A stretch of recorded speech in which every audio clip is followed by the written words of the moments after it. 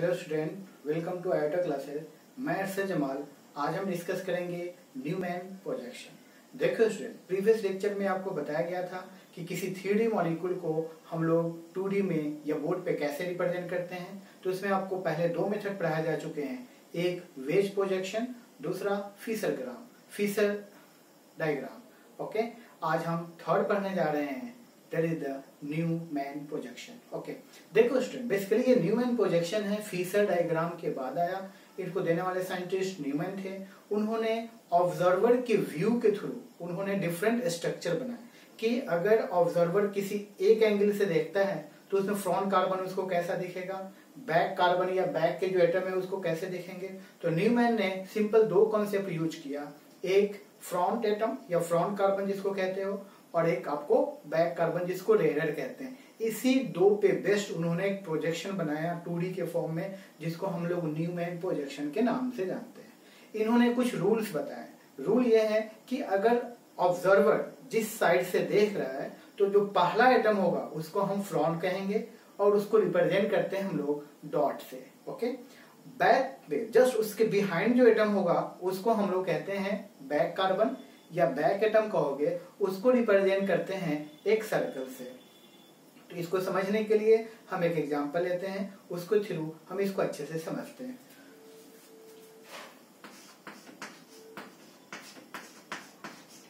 जैसे ये इथेन है, ठीक है। ओके, यहाँ पे कोई ऑब्जर्वर है, ये आई बना रहा हूं मैं। ये फर्स्ट कार्बन है, ये सेकेंड कार्बन है। तो जैसे आप इधर से देखोगे तो ये आपके लिए ये क्या कहलाएगा, तो ये आपके लिए फ्रंट कार्बन होगा। तो फर्स्ट इस कार्बन को हम लोग कहेंगे फ्रंट कार्बन। जस्ट इसके बिहाइंड जो कार्बन है उसको क्या कहोगे, उसको हम लोग कहेंगे बैक कार्बन। ओके, दूसरा है, ओके, ये तो पहचान लिया हमने। इन्होंने क्या किया कि जो फ्रंट कार्बन है उसको हम डॉट से रिप्रेजेंट करते हैं। तो front carbon is represented by simple dot. जैसे मैं डॉट बना दिया है ना, this one is the dot. जो बैक कार्बन है, इस बैक कार्बन को एक सर्कल से रिप्रेजेंट करते हैं, ये सर्कल हो गया। तो front carbon is represented by dot and back carbon is represented by circle. उसके बाद फ्रंट कार्बन पे जो भी 3 एटम्स, या मान लो यहाँ पे 3 हाइड्रोजन है, 3 हाइड्रोजन जो प्रेजेंट है उसको हम सिमेट्रिकल आउटवर्ड 3 बॉन्ड से रिप्रेजेंट करेंगे। ध्यान से समझना, जैसे ये डॉट है, ठीक है, ये तो डॉट कार्बन को रिप्रेजेंट करेगा और इससे 3 ग्रुप अटैच्ड हैं। 3 कौन है, 3 हाइड्रोजन है। तो इसको इस डॉट से हम क्या करेंगे, सिमेट्रिकल आउटवर्ड प्रोजेक्ट करते हैं इस शेप में। ओके, नाउ इस तीनों के बीच का एंगल इक्वल होता है, इसलिए हम सिमेट्रिकल कह रहा हूं, इमर्जिंग आउटवर्ड डायरेक्शन में। कितना एंगल होगा, तो 120 120 120। ओके, इसको आप ऐसे कह सकते हो, इसको हम एक आम आदमी के टर्म में क्या बताएंगे, इसको आप बोल सकते हो वाई शेप, है ना, वाई शेप का स्ट्रक्चर दिख रहा है। ओके, उसी तरह से बैक कार्बन पे जो भी तीसरा 3 बॉन्ड अटैच्ड है उस कार्बन से, है ना, उसको भी हम क्या करेंगे, सिमेट्रिकल आउटवर्ड प्रोजेक्ट करेंगे। तो इस सर्कल पे 3 बॉन्ड रिप्रेजेंट कर रहा हूं। ओके, तो ये आपका फ्रंट कार्बन हुआ डॉट, ये आपका क्या हुआ, बैक कार्बन। जैसे यहाँ हम नंबरिंग दिया 1, तो 1 नंबर कार्बन ये हुआ, और इससे 3 ग्रुप अटैच्ड कौन है, हाइड्रोजन। तो 3 हाइड्रोजन को हम इस 3 बॉन्ड से रिप्रेजेंट करेंगे और यहाँ पे 3 हाइड्रोजन को एडजस्ट कर देंगे। बैक कार्बन सर्कल है, ठीक है, बैक कार्बन को सर्कल से रिप्रेजेंट किया, और इससे पे जो 3 ग्रुप हैं, 3 ग्रुप जो भी हो, हाइड्रोजन हो या ABCD कुछ भी हो, उसको हम सिमेट्रिकल आउटवर्ड प्रोजेक्ट करके यहाँ पे इसको प्रोजेक्ट करते हैं। तो ना ये हो गया बेसिक कि न्यूमैन लिखने के लिए ऑब्जर्वर को पहला एटम क्या दिख रहा है, उसके बैक साइड में कौन सा एटम है, उसको हम इस बात को ध्यान में रखते हुए लिखते हैं। तो फ्रंट कार्बन को डॉट से रिप्रेजेंट करोगे और उस पे जो भी 3 ग्रुप अटैच्ड हैं उसको सिमेट्रिकल वाई शेप बना करके आउटवर्ड प्रोजेक्ट करके लिखेंगे। बैक कार्बन को सर्कल से रिप्रेजेंट करोगे, ठीक है, और उसपे जो 3 अदर बॉन्ड है या अदर ग्रुप हैं उसको भी हम क्या करेंगे, सिमेट्रिकल आउटवर्ड से प्रोजेक्ट करके इसको हम लिखते हैं। ओके, अब यहाँ देखो, इसको हम वाई शेप ऐसे लिख सकते हो और इसको भी, ये भी क्या दिख रहा है आपको, वाई शेप दिख रहा है। अब हम फाइनली जब न्यूमैन लिखोगे तो न्यूमैन लिखने समय क्या करते हैं कि फ्रंट कार्बन को डॉट से रिप्रेजेंट किया, ठीक है, इस पे 3 ग्रुप कौन है, तो 3 हाइड्रोजन है, तो 3 हाइड्रोजन को क्या किया, आउटवर्ड मर्ज कर देते हैं। और 3 ग्रुप क्या, देखो तो यहाँ, तो 3 ग्रुप आपका हाइड्रोजन है, तो हमने क्या किया, 3 हाइड्रोजन यहाँ लिख देते हैं। ओके, अब हम आते हैं बैक कार्बन को। बैक कार्बन को क्या करोगे, अब यहाँ देखो हम फाइनली न्यूमैन लिख रहे हैं, तो न्यूमैन के लिए फ्रंट कार्बन डॉट लिखा, इस पे 3 ग्रुप क्या है, 3 हाइड्रोजन है, तो 3 को y से बना करके 3 हाइड्रोजन को एडजस्ट कर दिए, 3 हाइड्रोजन प्लेस कर देते हैं। ओके, अब हम आते हैं बैक कार्बन। बैक कार्बन को क्या किया, सर्कल से लिखा, ठीक है। और बैक कार्बन पे क्या है, 3 डिफरेंट ग्रुप अटैच्ड हैं, वो 3 क्या है, तो 3 हाइड्रोजन है। अब इसको भी क्या करोगे, इसको आप इसके जस्ट बिहाइंड लिखोगे इस तरह से, hydrogen hydrogen hydrogen. Okay, front carbon और बैक कार्बन के बीच का जो बॉन्ड है उसको हम लोग न्यूमैन में नहीं लिखते हैं, कोई बॉन्ड से रिप्रेजेंट नहीं करते हैं। ओके, अब ये इस तरह के स्ट्रक्चर को, ये जो न्यूमैन में लिखा, इस स्ट्रक्चर को हम लोग नाम देते हैं न्यूमैन में एक्लिप्स कहा जाता है। This one is known as the eclipse structure. Eclipse में क्या होता है कि फ्रंट कार्बन और बैक कार्बन पे जो 3 ग्रुप जो प्रोजेक्टेड हैं वो जस्ट एक दूसरे के पीछे होते हैं, बिहाइंड। इसमें एंगल 0 डिग्री होता है। ये हाइड्रोजन और ये हाइड्रोजन क्या है, जस्ट इसके बैक साइड में सिमेट्रिकल होते हैं, इसलिए इसको हम लोग क्या कहते हैं, एक्लिप्स फॉर्म कहते हैं।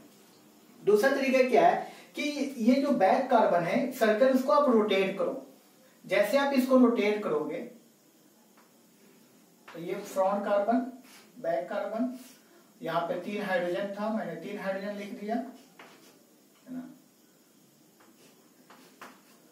और ये बैक कार्बन है। ओके, बैक कार्बन पे ये जो है ग्रुप, उसको हम रोटेट करते हैं। ऐसे आप रिंग को पकड़ कर क्या कर सकते हो, रोटेट करोगे। जैसे आप 60 डिग्री या किसी एंगल से रोटेट करोगे तो इसका शेप चेंज हो जाएगा, बैक कार्बन का इस तरह का शेप आ जाएगा। यहाँ पे हाइड्रोजन रखो, यहाँ पे हाइड्रोजन रखो, और यहाँ पे देखो, देखो ये कितना एंगल है, तो 1 2 3 4 5 6 पार्ट में डिवाइड करें, मतलब ये एंगल कितना होगा, this angle is the 60 degree, ये 60 डिग्री एंगल होता है, इसको डाइहेड्रल एंगल कहते हैं। ये जो फॉर्म है इसको नाम देते हैं हम लोग स्टैगर्ड, इसको हम स्टैगर्ड कहते हैं। तो इसके लिए गॉचे स्टैगर्ड कहलाता है। तो आप इसके फॉर्मेट में लिखो चाहे इसके फॉर्मेट में लिखो ना, इससे ये बनेगा कैसे, तो हम क्या करें, हमने क्या किया, रिंग को पकड़कर 60 डिग्री से रोटेट कर देते हैं। जैसे आप 60 डिग्री रोटेट करोगे तो ये फॉर्म बनेगा। अब यहाँ देखो, ये एटम और ये एटम के बीच में कुछ एंगल हो गया, कितना डिग्री, 60 डिग्री। तो इस दोनों में रिपल्सन की चांस मिनिमम होंगी, तो ये जो फॉर्म होगा उसको हम स्टैगर फॉर्म कहते हैं। और ये दोनों ग्रुप एक साथ है, इसमें 0 डिग्री एंगल है, तो ये ओवरलैप कर रहे हैं एक दूसरे पे, तो इस दोनों ग्रुप में रिपल्सन ज्यादा होगी, है ना। तो इस सिमेट्रिकल फॉर्म को हम लोग नाम देते हैं क्या, एक्लिप्स फॉर्म। तो ओवरऑल न्यूमैन में आपको 2 फॉर्म मिलेंगे, एक एक्लिप्स फॉर्म मिलेगा और एक इस तरह के स्ट्रक्चर मिलेंगे, इसको हम स्टैगर्ड कहते हैं। ओके, बेसिकली इस स्टैगर्ड को गॉचे भी कहते हैं। इसमें अगर स्टेबिलिटी की बात करते हैं, ऐसे ये सारे टॉपिक आपको कन्फॉर्मेशनल आइसोमेरिज्म में पढ़ना है, वहां पे हम लोग डिटेल में प्रैक्टिस करेंगे।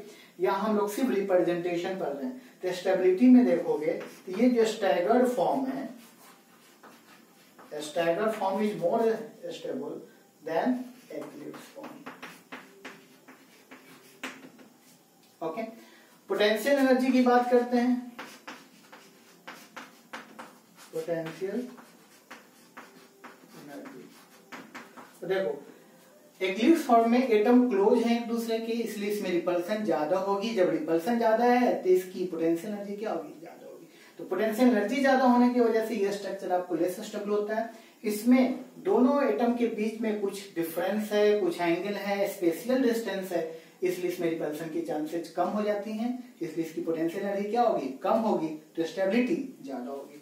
तो जो पोटेंशियल एनर्जी की बात आती है तो इसमें एक्लिप्स फॉर्म की पोटेंशियल एनर्जी क्या होती है, एक्लिप्स फॉर्म की पोटेंशियल एनर्जी ज्यादा होती है और स्टैगर फॉर्म की एनर्जी क्या होती है, कम होती है। ओके, तो ओवरऑल आपको ये 2 नए टर्म याद रखना है, एक स्टैगर फॉर्म बताया, दूसरा एक्लिप्स फॉर्म। ओके, तो ओवरऑल फिर से मैं बता रहा हूं कि न्यूमैन प्रोजेक्शन को लिखते समय हम लोग क्या करते हैं, फ्रंट कार्बन और बैक कार्बन। फ्रंट कार्बन को क्या करोगे, तो फ्रंट कार्बन को हम लोग एक डॉट से रिप्रेजेंट करते हैं, उस पे जो 3 ग्रुप अटैच्ड हैं उसको सिमेट्रिकल आउटवर्ड में क्या करते हैं, हम लोग प्रोजेक्ट करते हैं वाई शेप स्ट्रक्चर, इस तरह का वाई शेप बना करके प्रोजेक्ट करते हैं। ओके, बैक कार्बन पे आते हैं। बैक कार्बन को हम एक सर्कल से रिप्रेजेंट करते हैं। ओके, बाकी जो 3 ग्रुप उस पे अटैच्ड है उसको हम क्या करते हैं, सिमेट्रिकल आउटवर्ड उसको भी प्रोजेक्ट करते हैं और उस पे जो 3 ग्रुप अटैच्ड होगा उसको हम लिख देते हैं। फ्रंट कार्बन और बैक कार्बन को एक साथ मर्ज कर देते हैं। फ्रंट कार्बन, बैक कार्बन, ये हो गया कार्बन नंबर 1 और ये क्या है, कार्बन नंबर 2। फ्रंट और बैक के बीच को बॉन्ड को हम नहीं लिखते हैं कन्फर्मेशन आइसोमेरिज्म में। और एक फॉर्म और दूसरा फॉर्म, जो फ्रंट कार्बन और बैक कार्बन के जो प्रोजेक्शन है दोनों एक दूसरे को ओवरलैप कर रहे हैं तो इसको हम एक्लिप्स कहेंगे। अगर किसी एंगल पे है तो इसको हम क्या कहोगे, स्टैगर फॉर्म कहोगे। यही फाइनली इस तरह का रिप्रेजेंटेशन क्या कहलाता है, न्यूमैन प्रोजेक्शन कहलाता है। और भी दूसरा एग्जांपल से हम समझ सकते हैं। आप जैसे यहां देखो, आपको एग्जांपल बता रहा हूं। ओके, जैसे ये देखो फ्रंट कार्बन, जैसे ये फ्रंट कार्बन है। ओके, ये फ्रंट कार्बन पे मैंने वाई शेप स्ट्रक्चर बनाया, ठीक है। इसके पीछे क्या होगा, बैक कार्बन है। तो बैक कार्बन जो है, इसको ब्लैक रखता हूं। ओके, ये आपका वाई शेप स्ट्रक्चर दिख रहा है, this one is the front carbon. ऐसा ही वाई शेप कहां दिखेगा हमको, बैक साइड में दिखेगा। जैसे मान लो ये बैक कार्बन के प्रोजेक्शन है वाई शेप। अब इसको मैं जस्ट इसके पैरेलल रख रहा हूं, इस पेन के, इस ब्लैक वाले पेन के पैरेलल रख रहा हूं। ऑब्जर्वर सामने है, आप देख रहे हो। तो देखो मैं अगर ऐसे रखा तो आपको तो ये वाई दिखेगा बैक पोजीशन का, लेकिन जैसे मैं इसको ओवरलैप कर लिया, यहाँ देखो आपको एक ही वाई शेप स्ट्रक्चर दिख रहा होगा। आपको रेड मार्कर या रेड पेन आपको नहीं दिख रहा है। ये वाई शेप, सपोज करो यहाँ पे वाई शेप स्ट्रक्चर है, आपको नहीं दिख रहा है। क्यों नहीं दिख रहा है, क्योंकि ये जो वाई शेप है और ये बैक साइड का वाई शेप है एक दूसरे से क्या है, सिमेट्रिकल है ना, जस्ट इसके बिहाइंड है, सिमेट्रिकल है, इसलिए आपको नहीं दिख रहा है। लेकिन हम देखो, जैसे मैं ऑब्जर्वर आप सामने से देख रहे हो तो आपको ब्लैक के बैक साइड का जो रेड मार्कर है वो आपको नहीं दिख रहा है। रेड मार्कर मतलब ये वाई शेप स्ट्रक्चर है बैक कार्बन का, ये आपको नहीं दिख रहा है। क्यों नहीं दिख रहा है, क्योंकि हम फ्रंट साइड से देख रहे हैं। लेकिन जैसे ऑब्जर्वर चेंज हो गया, देखो ऑब्जर्वर चेंज हो गया, देखो दोनों के बीच का डिस्टेंस बहुत ज्यादा है। तो ये मेरा हैंड है, ये फ्रंट कार्बन, ये हैंड क्या हुआ, बैक कार्बन। दोनों के बीच का डिस्टेंस बहुत ज्यादा है ना। लेकिन आप साइड व्यू से देख रहे हो तो आपको ऐसे दिख रहा है कि वो यहाँ भी एक वाई शेप होगा जो हम लोग को अभी दिख रहा है। लेकिन जैसे हम फ्रंट में आते हैं, फ्रंट साइड से देख रहे हो तो फ्रंट साइड से हमें नहीं दिख रहा है। वही शेप यही है, इसी फॉर्म को हम क्या कहेंगे, एक्लिप्स कहेंगे। This one is known as the eclipse. अब ये हैंड देखो जिसमें रेड मैंने रखा है, ये आप सपोज करो ये बैक कार्बन है। अब इस बैक कार्बन को हम क्या कर रहे हैं, रोटेट कर रहे हैं। देखो मैं रोटेट कर रहा हूँ कुछ एंगल से, वाई शेप आपको दिख रहा है। ओके, जैसे यहाँ पे आया तो इसको हम क्या कहेंगे, इसको हम स्टैगर्ड फॉर्म कहेंगे। अब इसमें और इस पे में देखो ये दोनों बहुत डिस्टेंस है। एक्चुअल में बस यहाँ पे वाई शेप मैं नहीं बना पा रहा हूँ, एक ही वाई शेप समझो। सपोज करो यहाँ भी वाई शेप है, तो ये जो एंगल है इस पेन में और ब्लैक मार्कर के पेन में, इसमें जो एंगल दिख रहा है आपको, इस एंगल को हम लोग नाम देते हैं डाइहेड्रल एंगल। तो ये जो फॉर्म बनेगा, इस फॉर्म को आप क्या कहोगे, this form is known as the staggered form. Okay, तो इस तरह से आप समझ सकते हो। बाकी हम इस पे और दूसरे स्ट्रक्चर पे प्रैक्टिस करते हैं कि हम इसके स्ट्रक्चर को और कैसे लिख सकते हैं। ओके,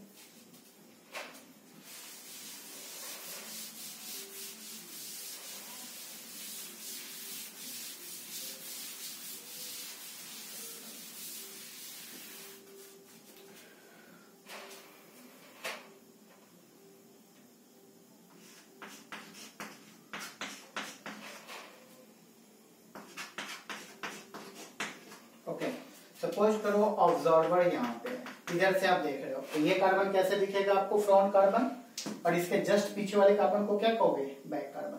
तो इसका जब न्यूमैन प्रोजेक्शन ड्रॉ करोगे तो मान लो ये कार्बन 1 है, ये 2 है, ये 3 है, तो ये फ्रंट कार्बन है, डॉट लिख दिया। ओके, इससे 3 ग्रुप अटैच्ड है, इसको प्रोजेक्टेड आउटवर्ड कर रहे हैं, वाई से बनाते हैं, वाई से प्रोजेक्टेड आउटवर्ड किया। इस पे 3 ग्रुप कौन है, हाइड्रोजन। तो 3 क्या किया मैंने, हाइड्रोजन लिख दिया। क्लियर है, ये आपका क्या हुआ, ये हो गया कार्बन नंबर 1 जो फ्रंट कार्बन है। ये कार्बन नंबर 2 क्या है, तो ये बैक कार्बन है। बैक कार्बन को कैसे रिप्रेजेंट करोगे, सर्कल से। तो हम क्या कर रहे हैं, बैक कार्बन को सर्कल से रिप्रेजेंट किया। इस पे 3 ग्रुप कौन कौन है, ध्यान से देखो। तो बैक कार्बन पे 3 ग्रुप क्या है, 2 हाइड्रोजन है और एक क्या है, मिथाइल है। तो इस पे 3 ग्रुप को आप लिख सकते हो, आइदर इसको सिमेट्रिकल लिखो, इसके पैरेलल लिख दो। तो 3 ग्रुप क्या है, 3 हाइड्रोजन है और एक मिथाइल है। आप ऐसे लिख सकते हो, दोनों ओवरलैप पे बिहाइंड लिख रहे हो, इसको हम क्या कहेंगे, इसको हम कहेंगे एक्लिप्स। तो ये आपका स्ट्रक्चर एक्लिप्स कहलाएगा। या हम ऐसे नहीं लिख सकते हैं, तो क्या करोगे, फ्रंट कार्बन Y से लिखा, बैक कार्बन, ओके। तो बैक कार्बन के जो ग्रुप है उसको उल्टा Y लिख दो, है ना, इस तरह से, इसको उल्टा Y भी कह सकते हो आप, ऐसे भी लिख सकते हो। या जैसे इस रिंग को पकड़कर रोटेट करोगे तो ये आपका शेप बन जाएगा इस तरह से, है ना। तो यहाँ पे फ्रंट कार्बन हाइड्रोजन है, देन हाइड्रोजन, इसको हम रोटेट कर रहे हैं, रोटेट करोगे तो ये मिथाइल यहाँ से यहाँ शिफ्ट कर जाएगा, फिर ये हाइड्रोजन बैक कार्बन का यहाँ शिफ्ट होगा और इस हाइड्रोजन को यहाँ शिफ्ट कर दोगे।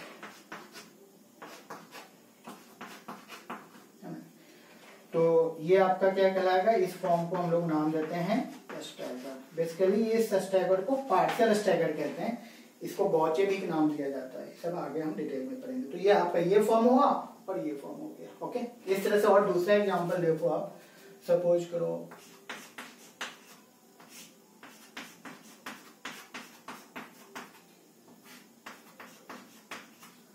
ये 1 2 3 4, ओके।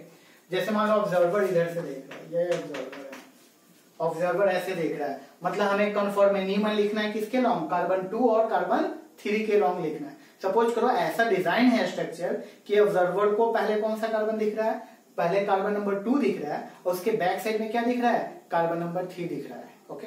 तुम सोचोगे सर ऐसे तो नहीं दिख सकता, अरे ऐसे ऐसे नहीं सोचना, मान लेते हैं ऐसा अरेंजमेंट है एटम का जिसमें हमें सेकेंड कार्बन आगे है, फ्रंट साइड में है और बाकी सब क्या उसके बिहाइंड में है, जैसे ये इस तरह के अरेंजमेंट है। तो ये फ्रंट कार्बन है, ये इसको हम डॉट से रिप्रेजेंट करोगे और इसके जस्ट बैक साइड है तो इसको क्या करोगे, आप सर्कल से रिप्रेजेंट करोगे। तो इसका अगर हम न्यूमैन लिखते हैं, ओके, तो इसका न्यूमैन क्या करोगे, कार्बन नंबर 2, ओके। यहाँ पे Y शेप का स्ट्रक्चर बनाते हैं जिसमें फ्रंट कार्बन, इस पे 3 ग्रुप कौन है, तो 2 हाइड्रोजन और एक मिथाइल है, तो 2 हाइड्रोजन लिख दिया और क्या लिख दिया, एक हम मिथाइल लिख दिया, ठीक है। बैक कार्बन को क्या करोगे, सर्कल से रिप्रेजेंट करोगे, बैक कार्बन हमारा ये सर्कल है, कार्बन नंबर 3 हमारा क्या है, बैक कार्बन है, इस पे 3 ग्रुप क्या है देखो, तो 2 हाइड्रोजन है और एक मिथाइल है। तो आइदर इसको सिमेट्रिकल लिख दो, सिमेट्रिकल लिखेंगे, जो ग्रुप है उसके जस्ट पीछे, मतलब एक वाई शेप का स्ट्रक्चर फ्रंट में है और दूसरा वाई क्या है, इसके जस्ट बिहाइंड, इसके पीछे है, तो इसके जस्ट बैक साइड है, इसलिए हम इसके बिहाइंड ऐसे लिख रहे हैं। तो यहाँ पे क्या लिखोगे, एक हाइड्रोजन और यहाँ पे क्या होगा, दूसरा मिथाइल होगा।